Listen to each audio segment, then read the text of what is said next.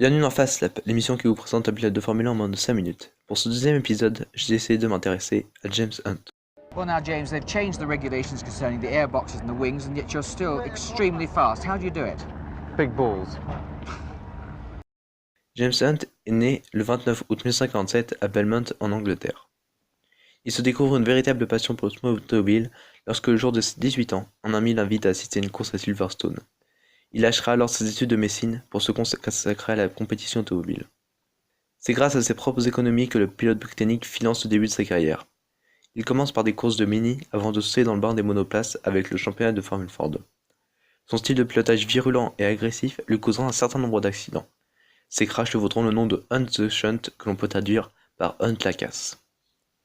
Malgré ses accrochages, James impressionne par sa rapidité naturelle et se fait alors approcher par Lord Alexander Eskeff, personnage tout aussi haut en couleur.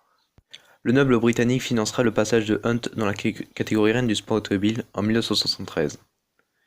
Eskeff Racing fait son entrée dans le monde de la Formule 1 pour le Grand Prix de Monaco. La nouvelle équipe impressionne pour sa voiture ne contenant aucun sponsor, ses grandes fêtes composées de fruits de mer et de champagne, et surtout de son unique pilote James Hunt au style détonnant. Cependant, les contemporains de Eskeff Racing sauront bientôt qu'ils ont eu le tort de les sous-estimer. James Hunt impressionne et terminera 2 fois sur le podium, dont une deuxième place aux États-Unis et le record du Tour pour conclure une très bonne première saison. Malgré une dernière saison pleine de promesses, 1974 sera plus compliqué que prévu pour la jeune équipe britannique et malgré 3 troisièmes places, celle-ci souffrira de beaucoup d'abandons. 1975 sera la meilleure, mais hélas la dernière saison de Eskeff Racing. Dès la première course de la saison, Hunt décroche une deuxième place au Grand Prix d'Argentine. Il ira même décrocher sa première victoire sur le circuit de Zandvoort devant un certain Niki Lauda. Malgré 2 autres deuxièmes places, Lord Alexander Eskeff doit mettre fin à l'aventure Eskeff Racing faute à de grands problèmes financiers qui auront raison de l'écurie. C'est alors en se morfondant dans l'alcool qu'Hunt rumine le fait de ne plus avoir de volant pour la saison 76. Et pour ne rien arranger, sa femme de l'époque, Susie, la quitte pour un acteur américain. La séparation sera houleuse et très médiatisée. C'est entre 2 verres et plus de cigarettes que le manager de James lui apprend que le grand Emerson Fittipaldi a quitté McLaren et que le baquet est libre. Hunt obtient alors à la foulée le précieux volant. La saison 1976 marquera au fer rouge le monde de la Formule 1 pour son duel au sommet entre l'extravagant James Hunt et le réservé Niki Lauda. Le McLaren M23 est peut-être rapide, mais son manque de fiabilité l'empêche d'être une réelle menace pour Lauda et Ferrari. C'est toujours dans le drame que James Hunt remporte lors du Grand Prix d'Espagne sa première victoire avec McLaren. Hélas, la M23 est jugée trop large de 18 mm et McLaren est accusé de triche. La victoire de Hunt est donc destituée à Niki Lauda. L'écurie britannique fait appel pour réclamer la victoire et c'est sur tapis vert 2 mois plus tard que Hunt est déclaré vainqueur du Grand Prix d'Espagne. Alors que Niki Lauda semble s'envoler vers le sacre, la course du Grand Prix d'Allemagne remettra le championnat en cause.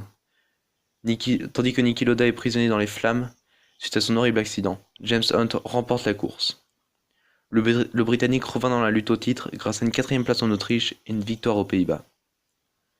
Le Grand Prix d'Italie marque le retour du champion autrichien dans la catégorie reine du sport automobile.